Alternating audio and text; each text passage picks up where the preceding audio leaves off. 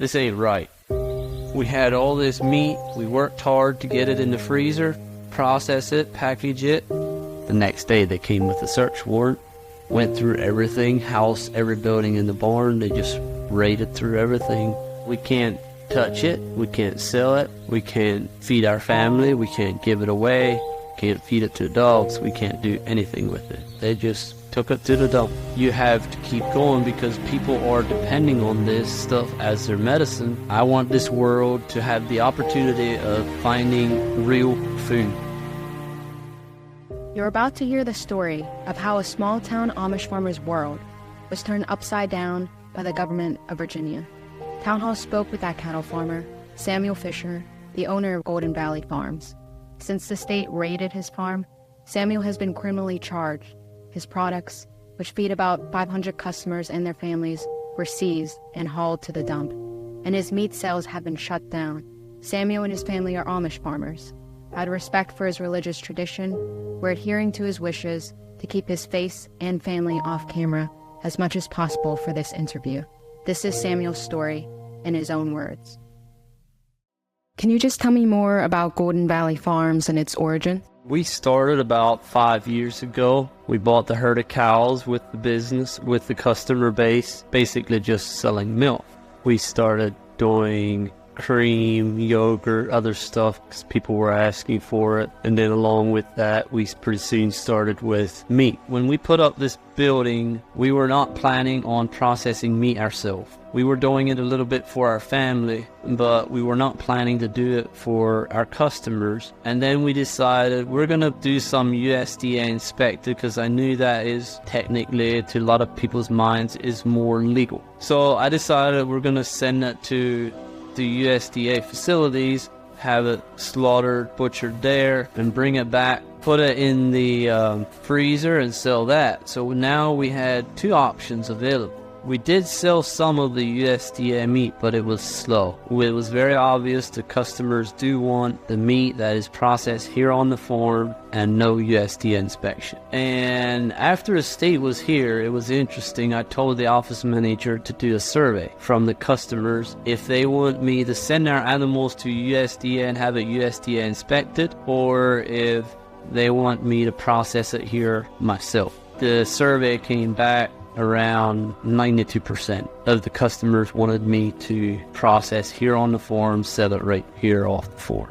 What are the costs to take it to the nearest facility, and how far away would that be? That's around 2 hours of driving, and the cost to take it over there is a lot. It depends if you can do a lot at one time. If you can do a trailer load at one time, say 4 cows and 5 pigs or something like that, cost for all that would probably be $500, but it's hard for us to ship so many animals at one time, process all those, bring the meat back, and have that in stock. By the time the meat comes back, you might be running low on certain cuts of meat, but what you ordered from USDA was not accurate to that. You might run out of some stuff long before other stuff because you had to order it so far in advance. Plus then the pandemic came, and then you had to schedule your animals around 8 to 12 months ahead of time. Well, that was super hard to predict so far ahead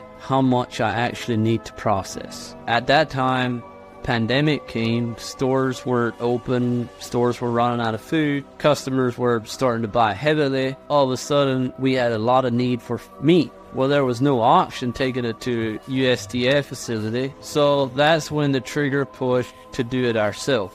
Customers were buying mostly from our own meat, not so much from the USDA. Then the pandemic came and there was no other option but either not have it available or process it ourselves.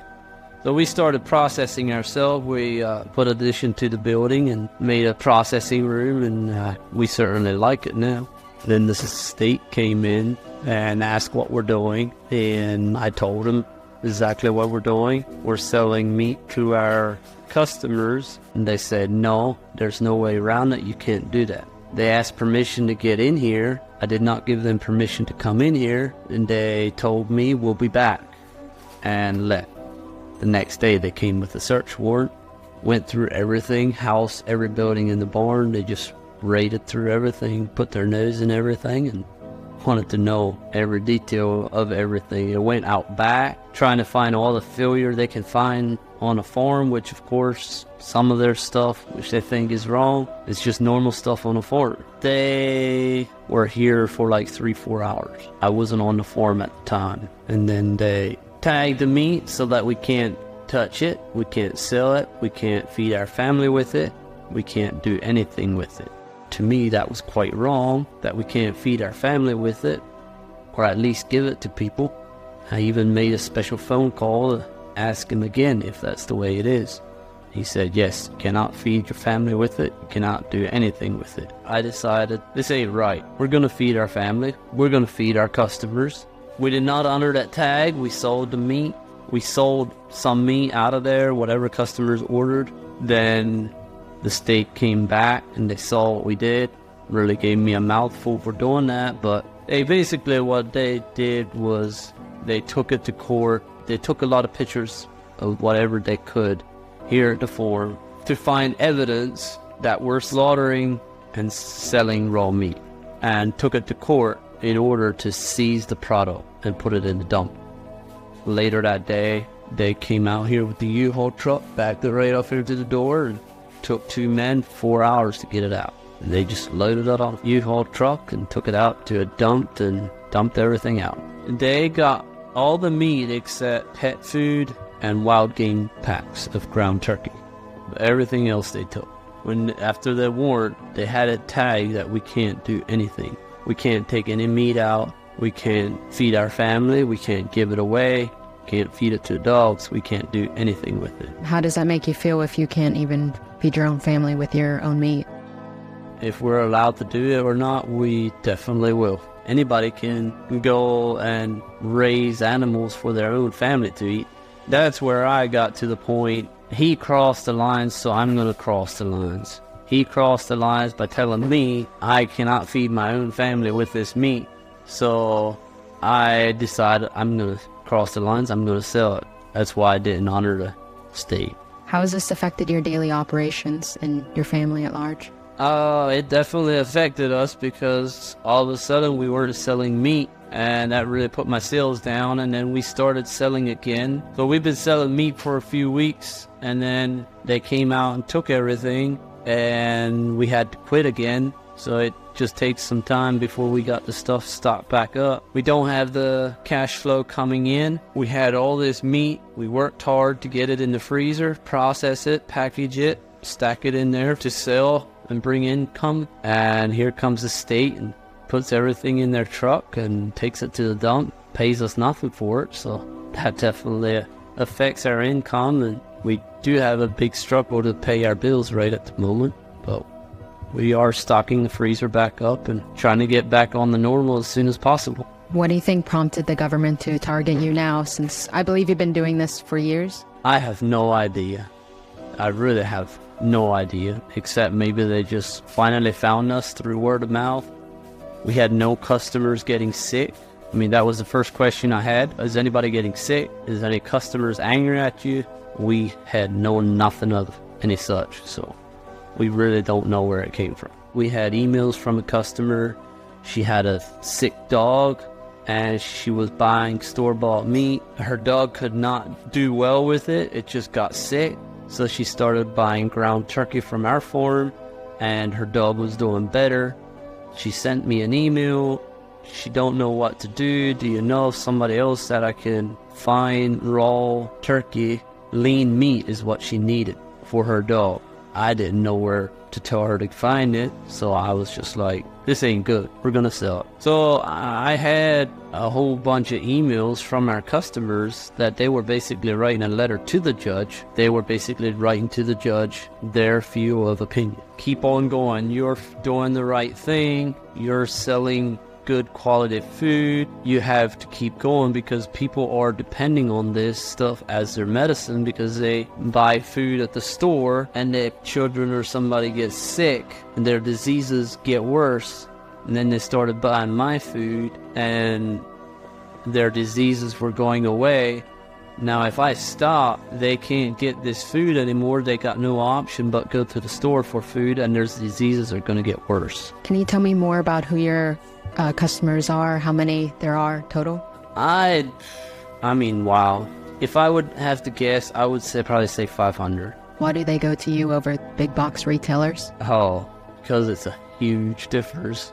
If you go to the store, you don't know what's in your food. For instance, I was told not long ago from a guy who used to work somewhere that he happened to see this. They got whole carcasses of animals. They ship them in. They are partly rotten. They kind of stink a little bit. And then they dip them in strong chloride, whatever it is, preservative. I don't know much about what it is, but they dipped it in something.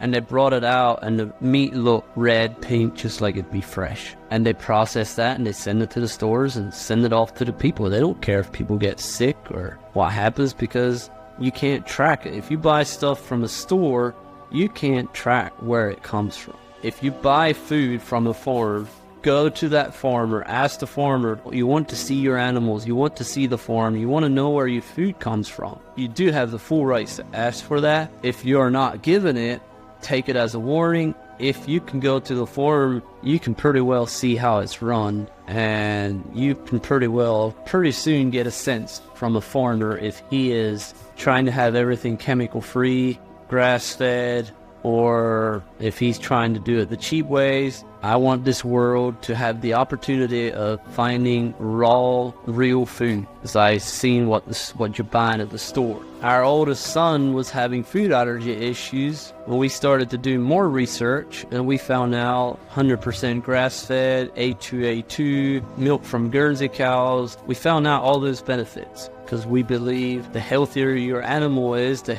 healthier the people are who drink this milk or meat or products, whatever comes from these animals. One other thing was soy. Soy is a cheap product. Processors use soy in almost any food they make because it's cheap. And now people are having soy allergies. We raise our chickens with no soy, sell our eggs as chemical-free, soy-free.